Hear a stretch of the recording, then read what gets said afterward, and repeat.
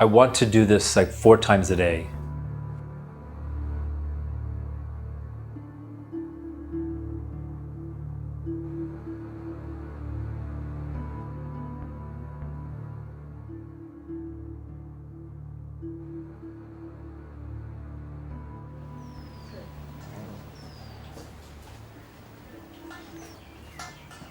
I don't remember being an angry child. My husband was a happy-go-lucky man. He never bothered what he was earning, how we were living. I had to cope with work, and my husband never stayed with me. He was in a different area, working somewhere else. I felt I had to take on the burden, think about the children, think about the future. And as I was trying to achieve that, my anger would swirl. I used to get so angry, I just couldn't control myself. I could, even kill my children, kill my husband if I could when I get angry. I remember when my daughter was young, I had organized a small party for children and they were coming, and I had bought a whole lot of firecrackers, and my daughter used up all the crackers before the children could arrive. I couldn't control myself. I beat her up, I pulled her by the hair, and her hair came out in my fists,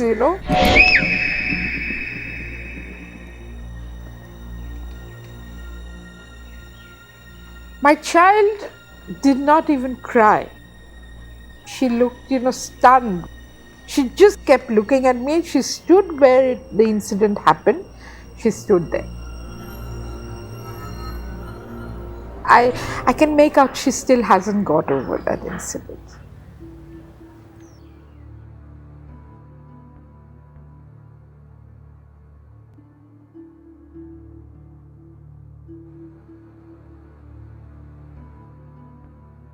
Many people who exhibit anger attacks and rage attacks were raised in environments where they saw rage and anger.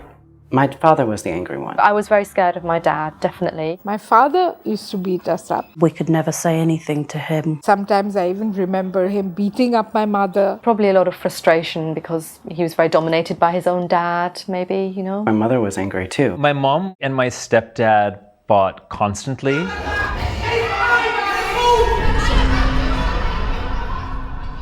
And my stepdad fought at me constantly. Whatever is happening, do anything. There is no way to react back. I mean, I was, 6, 7, 8 years old. There's nothing you can do. You looking at son of a... And don't you everybody come and talk to me like that. He was very much breaking something, throwing something, kicking something across the room, slamming something down, taking his anger out on anything that was there.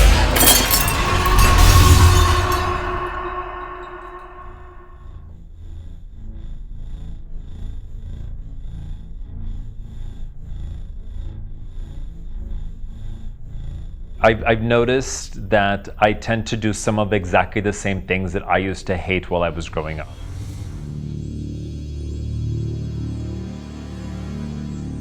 When I get angry and I lose my temper, those are the actions that seem to come out. Breaking something, smashing something, wanting to hit somebody, wanting to slap somebody, wanting to kick, wanting to almost throw a 2-year-old temper tantrum where whatever's around is just basically in danger of being destroyed.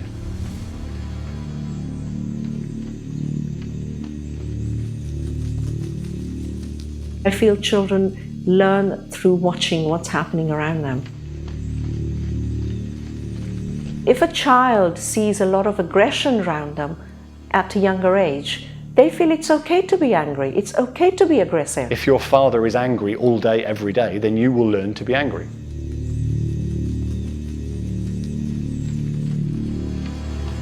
Yeah, I think, when you grow up around an environment where people do shout and scream and that's their way of dealing with an extreme situation, then you sort of do get into the habit of just doing it. You just think it's okay to do that. It's okay to do that. It's okay to do that. Children learn through watching what's happening around them.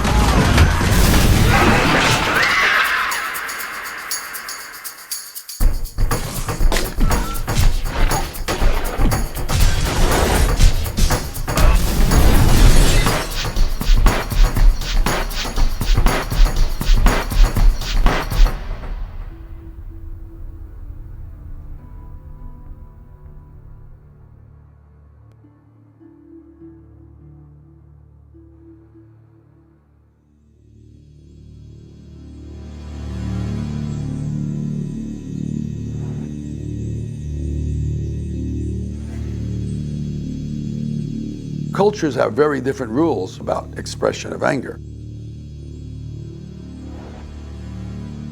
In Japanese culture, you certainly don't express anger in the same way as you would in Italian culture.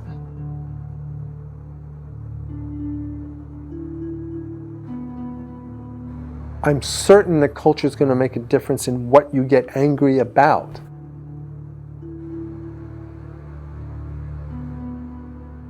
In some cultures, you don't even apologize to each other. So I think that you let things simmer. You don't acknowledge that there's been a conflict.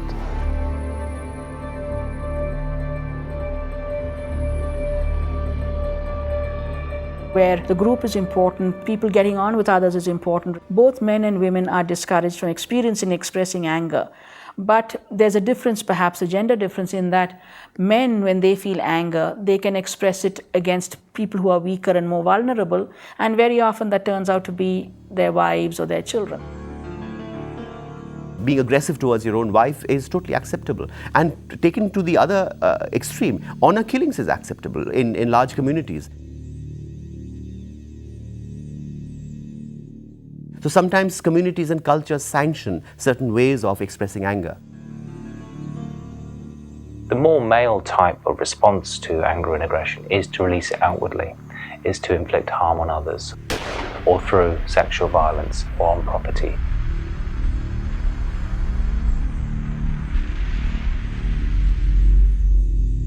Men are almost encouraged to be aggressive and assertive.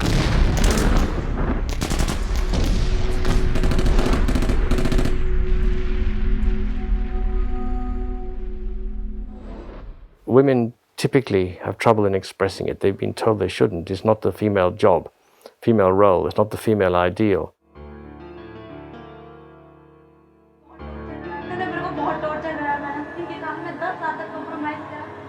I would imagine that a lot of women feel they're really up against the system, against the structures of the family in particular. And I think that they do have a lot of anger and desire to change things. But they're frightened because if they express the anger too strongly, they'll receive criticism and they might lose safety and protection.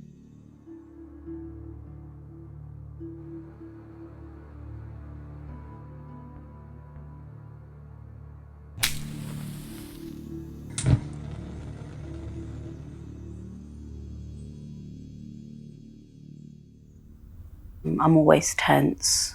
I eat because I'm angry, because I'm frustrated. Nobody understands, taken for granted, taken advantage of.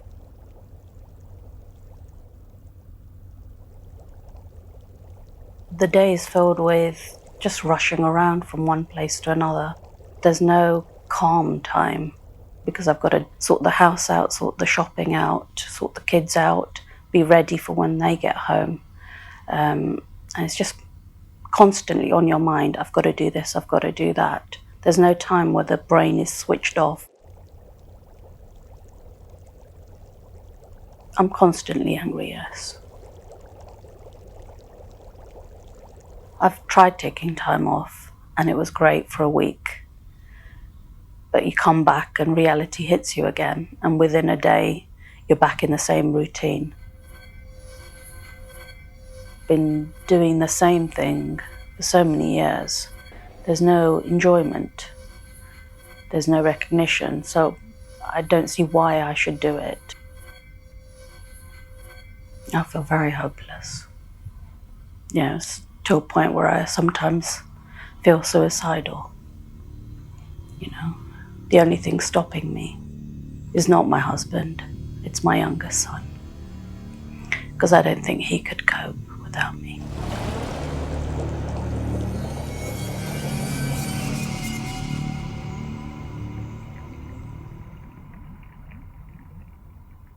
Our research shows that feeling stuck in a marriage or a job or a situation where you don't feel as though you can escape, you're not doing what you want to do, but you don't feel as though you can change anything, is a big contributor to rumination and depression and anger, and it's more of a problem for women than it is for men. Men are much more likely to experience irritability and anger in conjunction with depression, whereas women are more likely to shut down.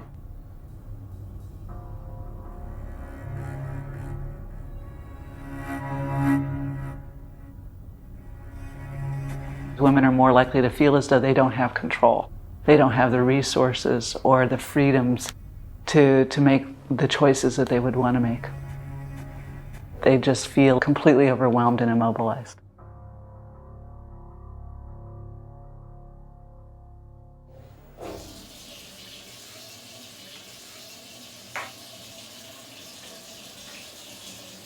Men also think a lot about their relationships when we look at the content of their ruminations, but they also think about achievement-related issues. You know, am I getting ahead? Am I accomplishing my goals? Am I successful enough? Successful enough? Successful enough?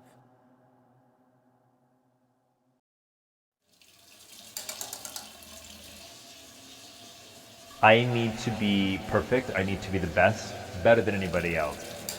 I need to be more successful than everybody in my circle of friends. More successful. My life needs to be more interesting than my friend. More interesting than my friend. More travel, better dressed. You're stupid. You're ugly. Anger is allied to fear. Anxiety and fear. Anger is thought not to be a primary emotion, but really as a secondary reaction to feelings of fear particularly. I think the root causes that drive people towards anger are a perception of threat or being unsafe or being uncomfortable. And this threat need not be a threat to life, but a threat to identity, for example. And that's where you start feeling tense, on the edge. Anger arises out of the sense of threat and frustration. These are not so different. A threat might be a sense of immediate danger to the self, but frustration, serious frustration, is also anticipating, rightly or wrongly, that one's needs won't be met. So either way round, anger is linked to fear.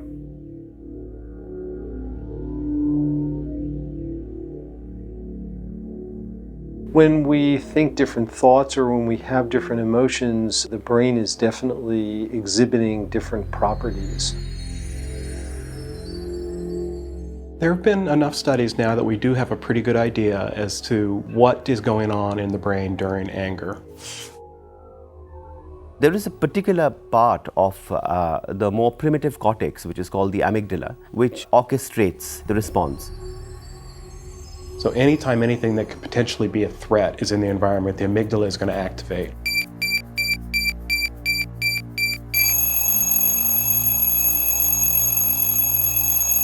When you're highly aroused, your blood pressure goes up, your respiration goes up, your heart rate goes up, pupils on your eyes, they dilate. In terms of what happens to our body is, at a hormonal level, we have what's called the fight or flight response, the adrenaline rush. It increases the blood flow to our muscles and to our brains, and it makes us ready to fight or flight. So either we run away, or else if it is an opponent we feel we can tackle, we would fight, and our strength would actually be increased as a result of adrenaline. Typically, first you see activation of the amygdala, which is part of the limbic system. Very quickly afterwards, you see activation of the orbital frontal cortex serving as a brake. It's the frontal part of the brain, just over the eyes.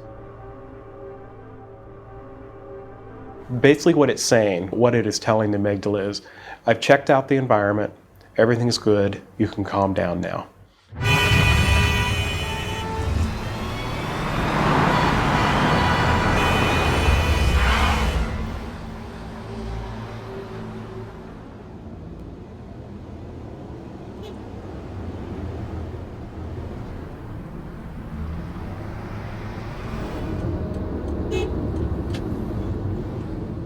Stress is a threat, either real or implied, to our survival, to our ability to survive.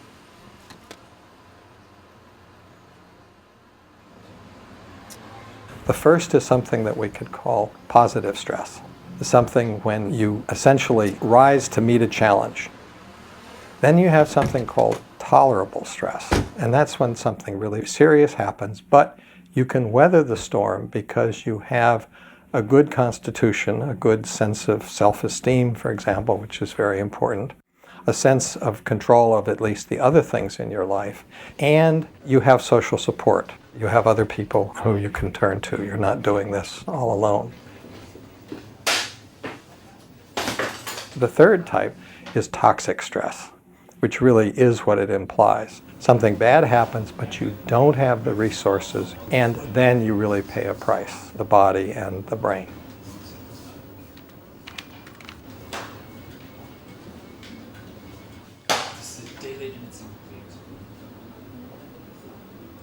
That is not my problem.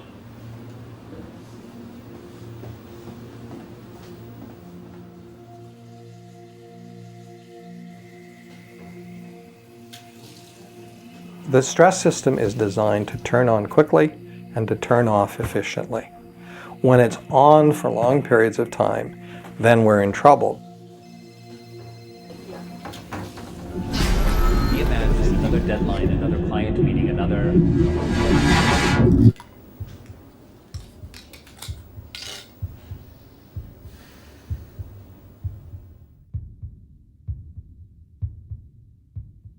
Something else that happens is with chronic enough stress, when the stressor is over with, there's a very sluggish recovery period. It takes longer to get back to baseline, and not only that, but the baseline will rise after a while. So you don't quite wind up in stress range, but you never quite get back to what would be a point of calm, undisturbed functioning. And suddenly you're more fearful than you might have been, you're more prone towards aggression, your judgment is poorer. That's occurring a little bit all the time. Things could happen over the course of days or weeks that lead to heightened arousal much of the time. And so it takes very little to get you to get to the point where you're going to explode and be aggressive. They're more likely to assume that when somebody else does something to them, that there's hostility behind the intent. There could be nothing behind the intent. When I'm stressed, I'm so focused on keeping it together that my focus is only about me. I don't care about anybody else. I need to keep it together. I don't care if you're keeping it together or not. I've got my own things to deal with. The trigger can be anything. Somebody just walking too slow in front of me down a city street, or people that take up the whole entire sidewalk when you're trying to walk. It could be, the Diet Coke coming and not being cold enough. It could be the coffee not being... Any little thing can set it off. Any little thing. It really doesn't matter.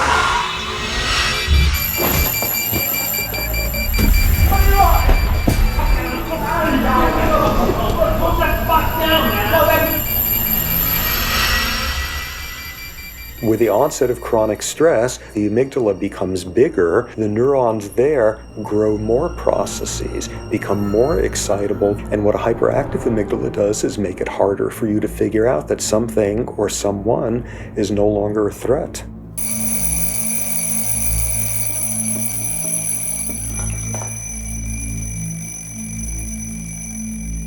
So the emotion is aroused more easily and more frequently, and it also may be aroused more intensely and it may be aroused in a way where the emotion persists for a longer period of time.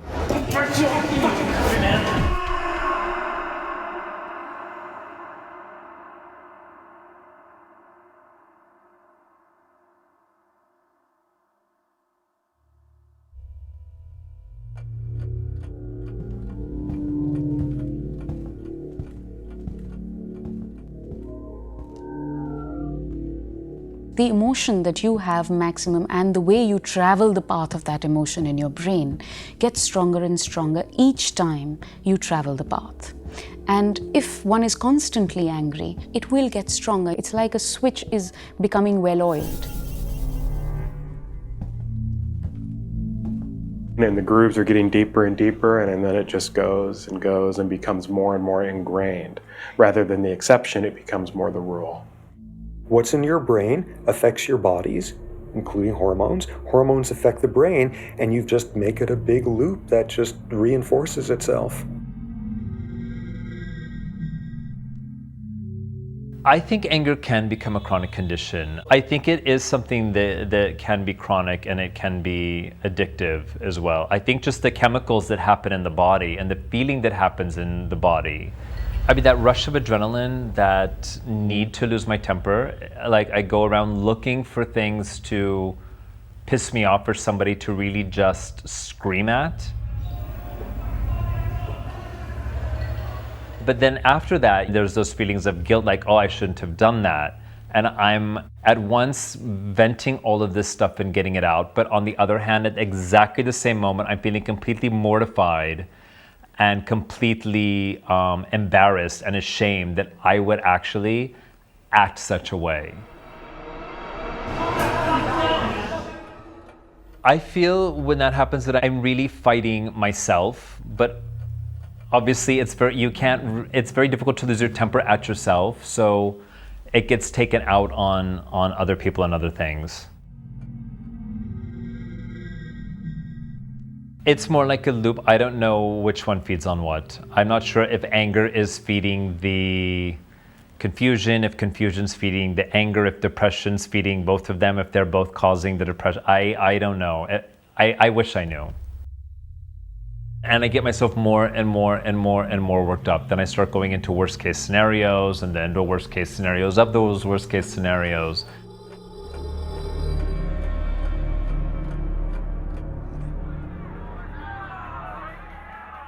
I think the way of life today is a huge contributor to stress and anger. There seems to be no downtime. There's never a moment where you're off. Your mind never has a chance to rest.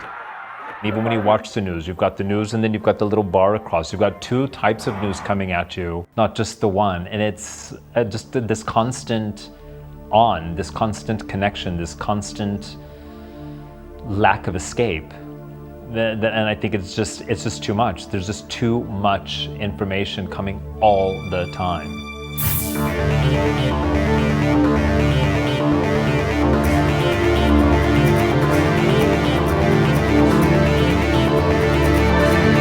Today it's as if a fire hose of information being shot at us all of the time. So we are bombarded with negative information constantly.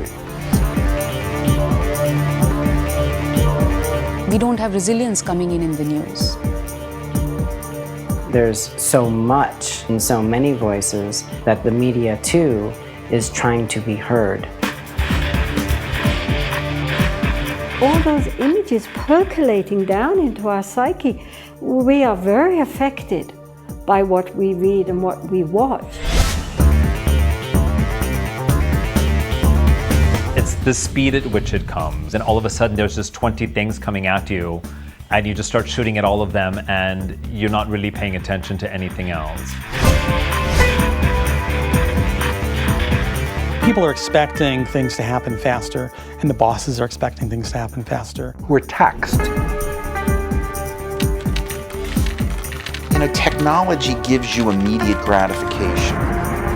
And it seems that when people don't get what they want right away, they get frustrated. The frustration often leads to anger, and anger then leads to aggression to get what they want. They want instant everything.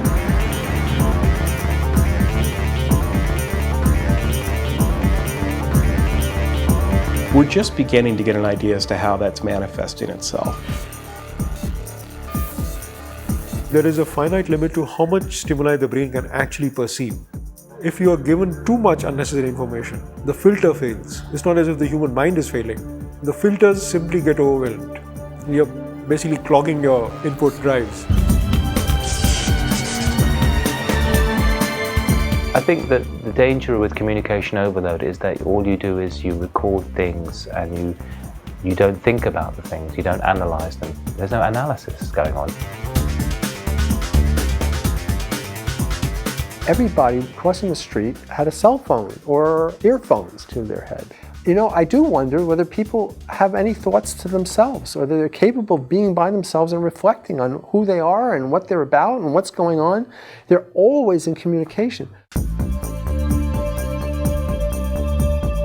A vast majority of our young people sit in front of a computer, and that's how their social life continues through MSN, Facebook. That means they're not interacting socially.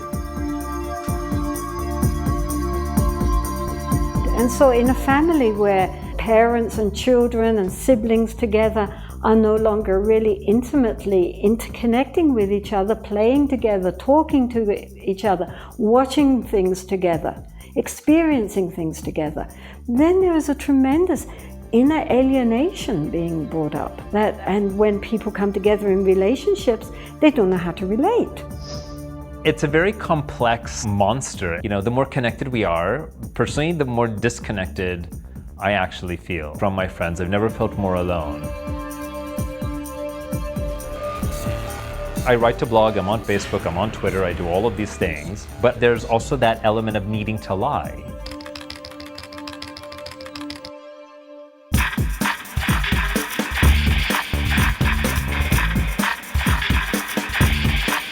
There's a huge pressure of keeping a certain image because we're judged by the things we have. We're judged by what are you wearing, what labels are you wearing, where are you shopping, what restaurants are you seen at, are you flying business class or are you back with the losers in economy? The signs of success are the job, the house, the clothes, the shoes, the boat, the summer home, maybe the condo somewhere, the travels, the restaurants, the credit cards, the designer sheets, designer towels. It's all about stuff.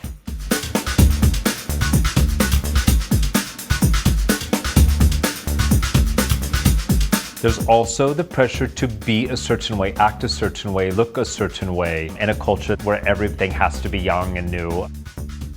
I was borrowing from one credit card to pay off another credit card, and then I would spend up on that credit card to pay off the other credit card. So there was this act of sort of slowly going further and further into debt because it's never enough. There's always something new. There's always something more expensive. There's always something that says success more than what you already have. Then of course the recession comes around, and then it's not only that, but somebody will come in and take over your job, you'll lose your house. Again, it never ends. There's always something to worry about. I personally think that the reason why so many of us are angry is because we have to compete.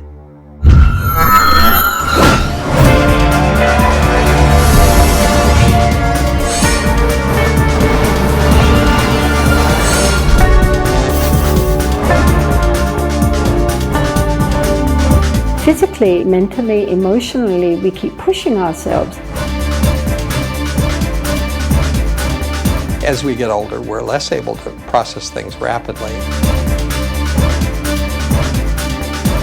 Our society is becoming more and more artificial and further away from the natural rhythms of a life.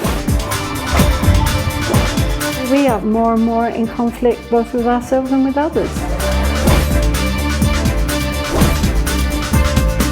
There's a sense of powerlessness.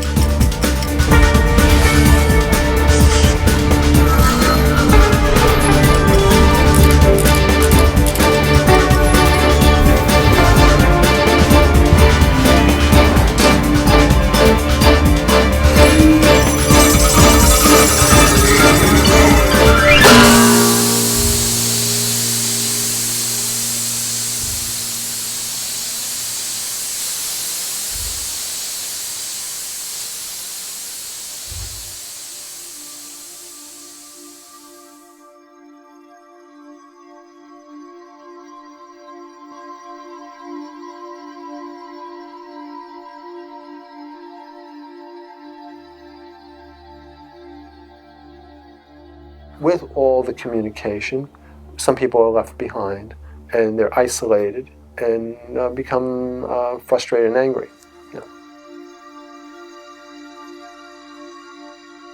What we want more than anything else in the world is to assert ourselves and leave a mark in the world and say, I am, I exist, I mean something. My existence adds up to something. And the second one is to belong in a group. I am not alone.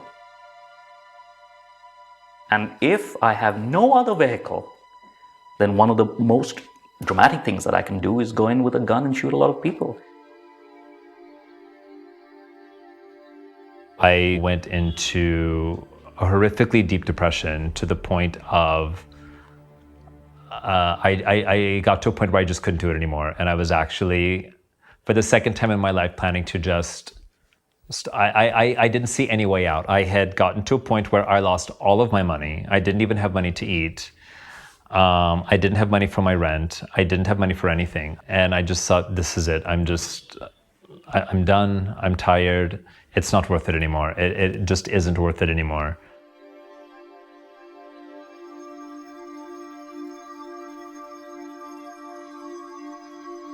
I understand where that comes from. That need to just get it out, to make somebody stop and listen and just say, look at me, I'm here. And just stop the shit, stop the crap, stop everything.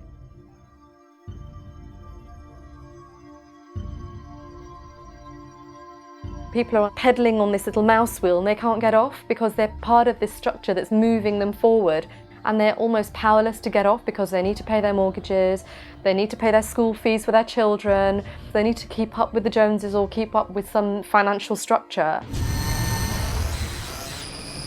Yeah, I think everybody's on that treadmill and everyone's pushing each other to be the first one to get to wherever. I don't think anybody knows where they're heading.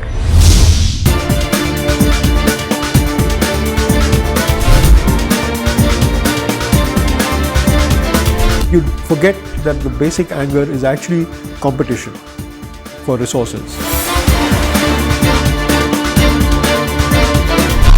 In a globalized world, which is more highly networked and more efficient at extracting resources than ever before, and more determined, it would seem, we're consuming resources faster than the planet is capable of replenishing them. Everybody individually is driving it as well. We're pushing nature too hard, too fast, and too far.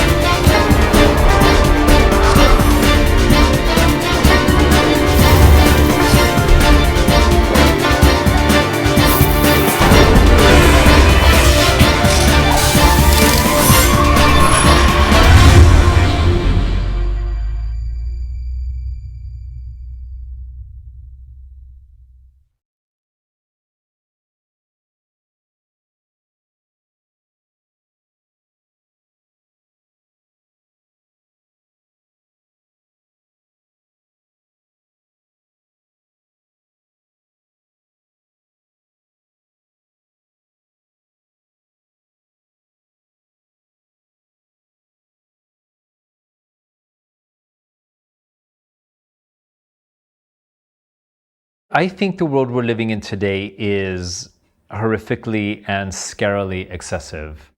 The companies are making too many options. I actually recently I had a cell phone that was very complicated, and I found that I couldn't even use it. I couldn't understand it. It had too many things on it. So I walked into a store to return it and get another one, and I said, I just want your simplest cell phone.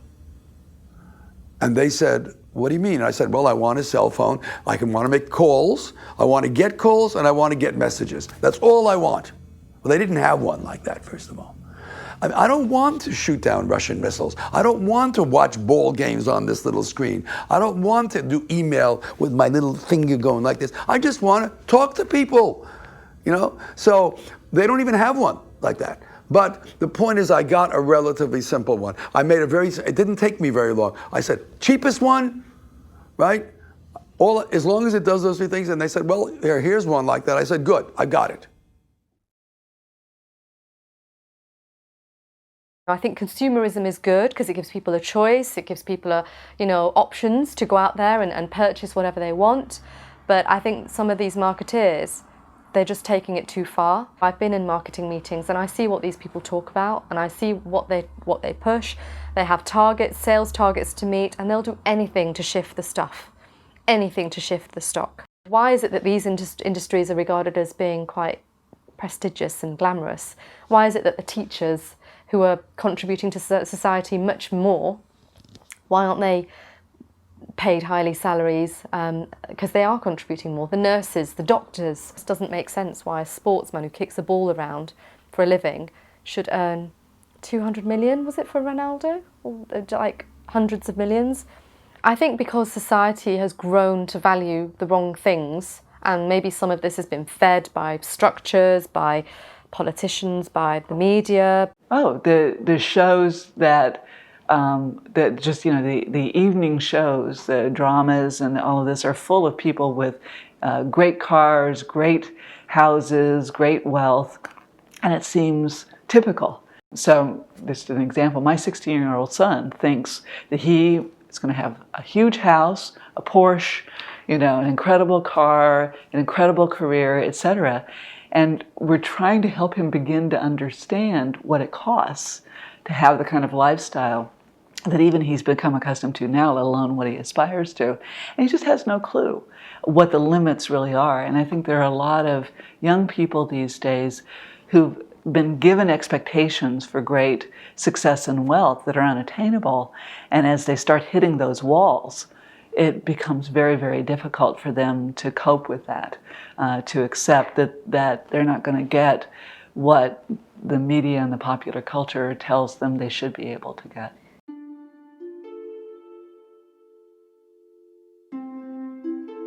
I think as far as change is concerned, clearly one has to start from where one is. I mean, if you think of a wheel, then what is turning? It's the hub. You turn the hub and the whole wheel will turn. And so if we want to change the world, we have to change ourselves. Beyond a shadow of a doubt, I believe sports can be a great release for anger. Beyond a shadow of a doubt. Since I stopped playing my particular sport, I try my very best to keep fit, and I know that helped me immensely when I was going through my troubles and when I was particularly angry. It gives you an incredible release of emotions and anger and a real satisfaction of hard work and achievement that could help people with any kind of a problem in anger. I've worked with other young people in the last few years, and I've used a drum kit inside a music room. And we've channeled their aggression through learning to play the drums. I feel I was too much of a perfectionist. I wanted my children to grow up in a particular way. I wanted my house to be kept in a particular way. Totally control everything. And that wasted so many precious hours and precious days in our lives, I mean, they will be just what they are. It's no point. My anger has not done anything.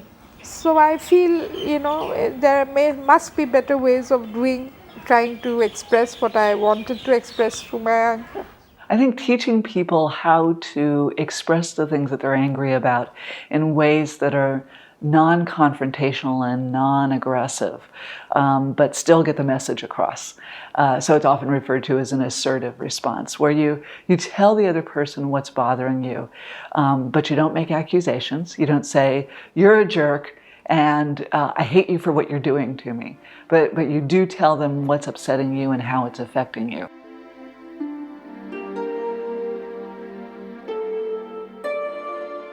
A very good basic technique to get started on is to just be conscious of the breathing as we breathe in and we breathe out, because we're always breathing. And normally we're not even conscious of it. And also we cannot breathe in the past and we cannot breathe in the future. We can only breathe now. So it is a very skillful way, a very simple way to bring the mind back into the present, into the body, into what is actually happening in this moment. What is happening? Well, I'm here, and I'm breathing out, and I'm breathing in, and I'm knowing it. It both makes the mind more quiet and more silent, and at the same time more sharp and more clear.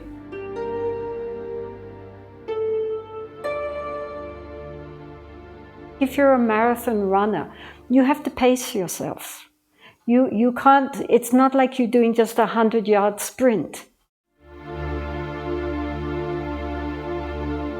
If you've got to run for miles and miles and miles, you have to learn how to get into a good rhythm, a good pace, so that you can just go on without completely collapsing.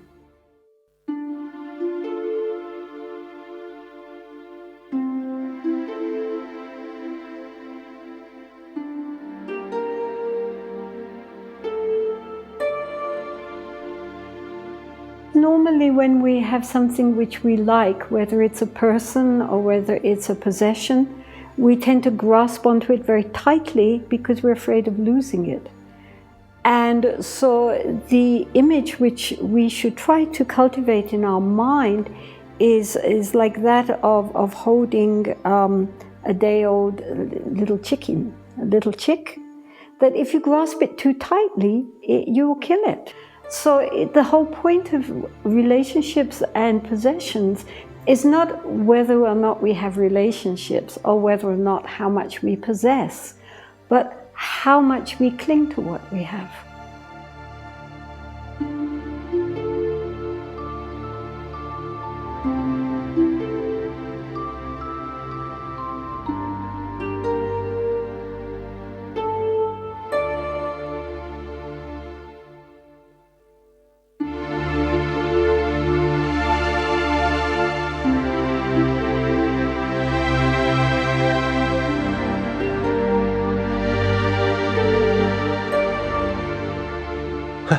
Well, when I got my first computer, I was absolutely terrified. I had an endowed professorship. I was theoretically a smart man, good at science.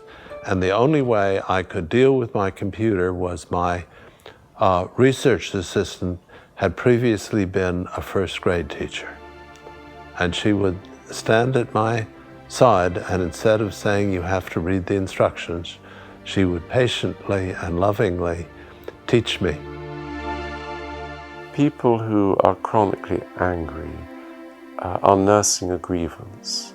They have some deep-seated sense of injustice, and that is often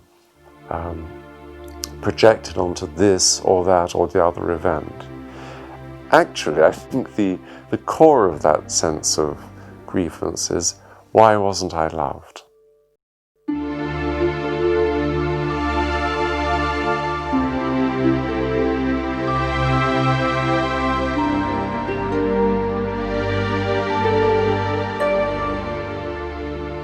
Whether the human race survives is going to largely depend on our moving from a climate of fear to one of compassion. Compassion doesn't have to be meek and mild. Compassion can be extremely powerful and strong, the more so, because there's no ego behind it. There's only compassion. And therefore, I'm not trying to prove I'm right.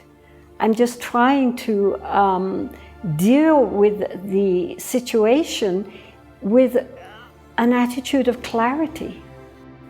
When we move from the ego to the self, which is really the spiritual vision, the vision of us participating in a wider field of consciousness, a participative universe, then we move from competition to collaboration. At that point, what benefits you will benefit me. That's Spaceship Earth. That's really the transformation of consciousness that we need if we're not going to destroy ourselves and our planet.